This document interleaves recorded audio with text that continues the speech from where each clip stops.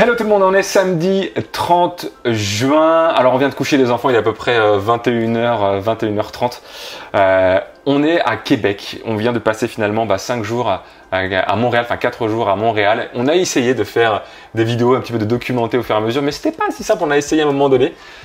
Donc on s'est dit voilà, ce qu'on va faire, on va se poser dans le canapé, tranquillement, au calme, une fois les enfants couchés, pour un petit peu raconter ce qu'on a fait durant les 4 premiers jours pour documenter. Ça nous permettra comme ça en regardant la vidéo de se souvenir comme si on devait finalement écrire un journal, sauf qu'on va le faire en vidéo. Voilà. Donc concrètement, on est parti lundi 25 on a décollé à 11h30 à Roissy et on est arrivé heure locale à Montréal aux alentours de 13h, 13h15. Donc on a attaqué une deuxième après-midi. Pour les enfants, ça a été un petit peu difficile directement de pouvoir aller jusqu'au soir parce que la fatigue se faisait sentir. Donc du coup, en fait, une fois arrivé à l'aéroport, ce qui s'est passé, c'est qu'on a simplement pris finalement des tickets de métro, tickets de bus. On est arrivé à notre appart, il était super cool, petit mais sympa. Ouais. Les enfants ont bien aimé. Ouais, c'était chouette. Ils se sont jetés direct à la fenêtre pour voir les écureuils. Ça, il n'y en a pas chez nous. Non, et ils jouent là tout juste devant, il y avait pas mal d'arbres et du coup ça leur a beaucoup plu, ça a été un petit peu l'attraction de l'arrivée. La première chose finalement qu'on a dû faire, vu que le frigo était vide, c'est d'aller faire les courses, d'aller chercher. Alors dans un endroit où on ne connaît pas, finalement nous on ne connaît pas non plus les grandes surfaces, on a demandé à une dame à poussette, on cherchait quelqu'un qui avait l'air d'habiter dans le coin pour pouvoir demander et puis finalement elle nous a conseillé une grande surface. Ça nous permet comme ça de rentrer, de se faire à manger et puis d'aller au dodo parce que finalement tout le monde était assez fatigué. Mais à cause du décalage horaire, le lendemain, finalement, les enfants se sont levés. Super tôt. Quelle heure à peu près? Vers 5-6 heures du mat. Parce que moi, je m'en suis pas rendu compte parce que quand je dors, je dors, mais c'est moi qui me lève. Voilà. Donc c'est toi qui peux me dire à quelle heure ils se sont levés à peu près? Vers 5-6 heures. Vers 5-6 heures, voilà. Donc du coup, les enfants se sont levés vraiment très tôt. Et ça s'est ressenti parce qu'on a une journée assez chargée. On a commencé dans le dur avec de la marche parce qu'on s'est dit, tiens, pourquoi pas aller voir le parc Mont-Royal. C'était la première attraction, entre guillemets, la première activité qu'on a fait le lendemain, le mardi, d'aller visiter un petit peu le parc. C'est un endroit super parce qu'en plein, dans la ville de Montréal, c'est un grand coin de verdure. Il y a des endroits panoramiques, on peut avoir une vue juste magnifique de toute la ville. Mais on s'est vite rendu compte qu'il faut qu'on trouve des solutions pour la marche. C'est ça. Parce que, Timothée, Sévan, ça va. 9 ans et 7 ans, ils gèrent. Parfois on sent qu'ils en ont un petit peu marre, mais je veux dire, ça va, ils se plaignent pas beaucoup. C'est plus Juline qui a plus de mal. Ouais. Juline a 5 ans et c'est vrai que marcher longtemps pour elle c'est un petit peu compliqué. Ça c'est quelque chose qu'il va falloir qu'on gère et qu'on arrive comment on trouve les solutions finalement parce que je pense qu'il y a d'autres endroits où on va être amené à marcher. Je pense au Pérou, je pense à différents endroits comme ça. Bon, ça on verra comment ça se passe, mais bon. On a pris nos marques. En fait, je pense que cette première semaine pour nous, c'est vraiment une semaine où on prend nos marques. Chacun va essayer de trouver un petit peu sa place dans cette aventure qui vient tout juste de démarrer. Du coup, après, on avait super faim parce que tout le monde nous connaît et vous savez très bien qu'on est une famille de gros mangeurs. Donc, on a cherché un endroit où manger pour enfin découvrir cette fameuse poutine parce qu'on ne savait pas du tout ce que c'était. Grave, je ne m'attendais pas du tout à ça. D'ailleurs, je ne savais pas vraiment à quoi m'attendre. Mais écoutez, amis québécois, en tout cas c'est bon. Ouais.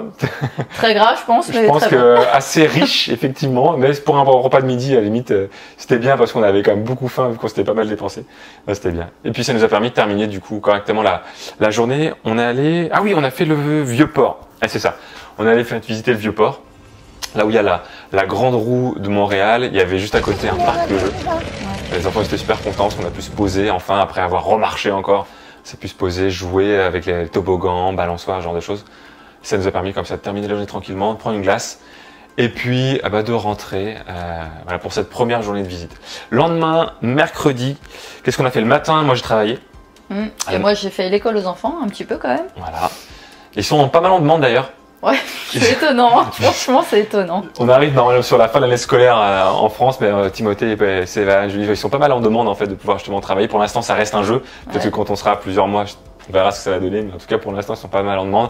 Moi ça m'a permis le matin de travailler, et puis l'après-midi on a fait tout ce qui est visite réseau souterrain. Voilà ce qu'ils appellent en fait le réseau, ils appellent ça la ville souterraine, mais en fait c'est ça utilise en fait les zones de métro, les différents couloirs qui permettent de relier différents points de la ville en passant par des souterrains. On a vu également toute la rue Sainte, enfin pas toute parce qu'il y a la rue Sainte-Catherine ouais. qui est juste immense. Elle, comment dire, On a fait une partie de la rue piétonne. ouais. Là où il y aura le festival de jazz, ils étaient en train d'installer. Enfin, je pense que ça va avoir lieu là dans les jours qui arrivent. Mais ils étaient en train d'installer toutes les scènes et autres du festival de jazz. Il y a une fontaine sur laquelle les enfants ont pu s'éclater. Il faisait très chaud, il faisait assez lourd en fait. Et du coup, ils ont pu au départ, on leur a dit allez-y, vous pouvez jouer un petit peu, mais on s'attendait pas à ce qu'ils ressortent complètement. Ils se sont retrouvés trempés. Trempés, on aurait dit qu'ils avaient plongé dans la piscine. Mais voilà, ça leur a fait du bien. Ils ont séché, ils marchaient un petit peu comme ça, en pingouin dans le métro. Mais voilà, ça leur a fait du bien. Et puis, qu'est-ce qu'on a fait? Après, on a été au marché Ah oui. Jean Talon. Marché Jean Talon, un marché voilà, qui, Super coloré, super sympa. ouais, comment dire, un marché public dans lequel on peut trouver voilà, tout ce qui est fruits et légumes. On a cherché, alors le truc un peu qui nous a surpris, c'est qu'on a cherché des produits locaux. Ouais. On voulait découvrir des produits locaux. On a demandé en fait à un stand et la personne nous dit ah alors ici non produits locaux. Alors il y a un petit peu tout. Il y a du japonais. Moi nous alors c'était un stand mexicain qu'elle avait.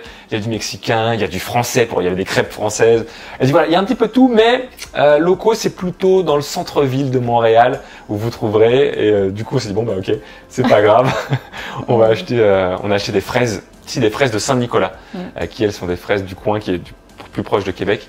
Super bonne et puis on en a profité pour manger une glace, prendre un smoothie, se rafraîchir. Mais c'est un marché sympa en tout cas. Il y avait plein de bonnes choses, ça nous aurait donné envie d'acheter plein de trucs. Et puis il y a un parc pas très loin du marché Jean Talon qui s'appelle le parc Jarry, où on a essayé de tourner cette première vidéo mais sans grand succès. C'est pas évident, mais voilà, on se dit on va faire en mode comme moi je le fais pour l'entreprise, en mode Kaizen, en mode amélioration continue. Là c'est pareil, on se lance ce soir, on a envie en fait de faire cette première vidéo, de documenter ces premiers jours avant que ça soit plus très frais dans notre esprit. Et puis voilà, ça donnera ce que ça donnera, mais peu importe, on fera de mieux en mieux au fur et à mesure. Donc ça clôture la journée du mercredi 27, le parc Jarry. Le lendemain, donc jeudi 28, en fait il y a deux choses dans cette journée. Le matin, on est monté à l'Oratoire Saint-Joseph, magnifique. Où il y avait beaucoup de marches. De marches en mode escalier. Il a fallu trouver des astuces pour que les enfants les grimpent. Ouais, parce que quand en fait ils sont tout en bas et qu'ils voient, c'est là-haut qu'on va. Là il y a beaucoup de démotivation. Et là super. Enfin je trouve que là je tire mon chapeau parce que quand Céline a l'art de trouver en fait des jeux lorsqu'il s'agit de donner envie en fait aux enfants de pouvoir faire des choses et pour les motiver, quelque chose de très simple mais qui a super bien fonctionné, peut-être même un peu trop parfois avec seul. On compte les marches et on compare si on a tous le même résultat. Voilà.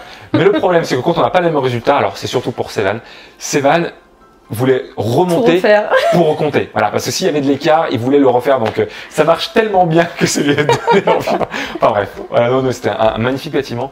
Là encore qui donne aussi des points de vue super en termes de vision panoramique, ça c'est top. Ça nous a pris la matinée et puis l'après-midi, moi j'avais mon premier webinaire que j'ai donné voilà, dans le cadre de l'entreprise. Et puis on a fini l'après-midi finalement à l'appartement, on a fait des jeux. On est resté calme jusqu'au soir parce que c'était de toute façon je crois notre dernière journée où on était en fait sur Montréal. Le lendemain il fallait partir, il fallait rendre les clés. Donc du coup en fait on a aussi préparé les valises. Refaire les sacs à chaque fois. Les sacs. Donc on s'est rendu compte qu'on avait quand même pas mal de bazar, qu'on avait déjà tout vidé, tout remettre en place. Donc ça a été notre occupation finalement de la soirée du jeudi. Et puis le vendredi, le matin, on est allé chercher une consigne de bagages pour pouvoir, parce qu'on avait quand même le sac de Céline fait à peu près 10 kilos, le mien fait 15-16 kilos, et les enfants, celui de Timothée, je crois, on fait quasiment 7-8, ce qui est beaucoup pour son poids et pour sa taille. Donc ça, je pense que c'est quelque chose également qu'on va devoir affiner. Enfin bref, on a trouvé une consigne de bagages. C'était l'anniversaire de Juline ce jour-là, le vendredi, donc c'était hier.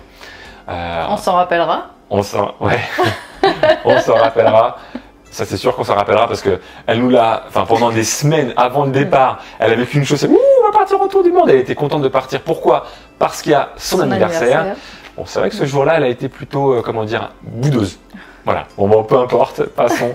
On l'a mis à rude épreuve. Je pense qu'il faut qu'on leur laisse le temps aussi de s'acclimater. C'est nouveau pour nous, c'est nouveau pour eux aussi. Donc, je pense que c'est pas simple aussi pour eux.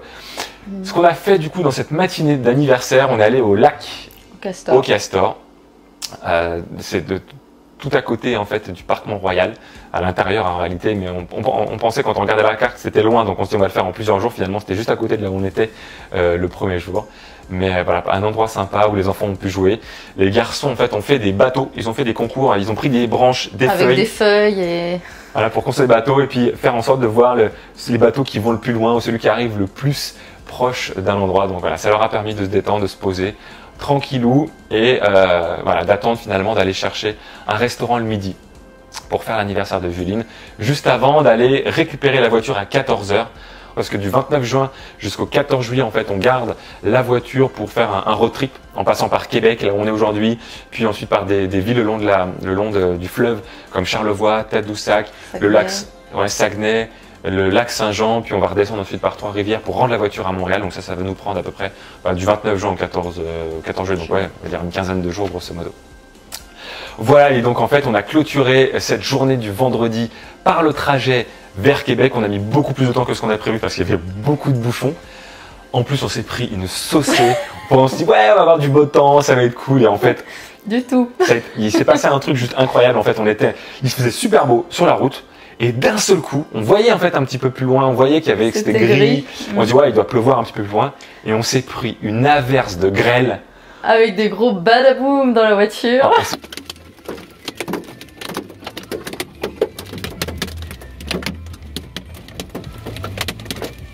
On s'est dit, mais comment on va rendre la voiture? C'était impressionnant, on était à l'intérieur, ça fait un bruit du tonnerre. Bref, du coup on est arrivé à Québec, on a pris, donc c'est un Airbnb qui est situé pas très loin finalement du centre-ville. Je trouve qu'on est plutôt bien placé. Pareil, même punition que lorsqu'on est arrivé à Montréal, on cherche de quoi remplir le frigo. Voilà, on a trouvé pareil, même chaîne de magasins pour avoir les premières provisions avant d'aller pouvoir faire les marchés ou ce genre de choses. Et puis voilà, pour clôturer finalement ces 4 premiers jours, je pense qu'on va s'arrêter là pour cette première vidéo de documentation.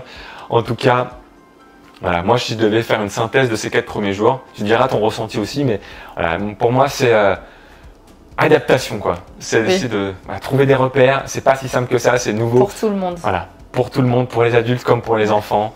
Voilà, arriver à trouver ses marques, à trouver ses repères. Je pense que ça va encore continuer dans les jours et les semaines à venir.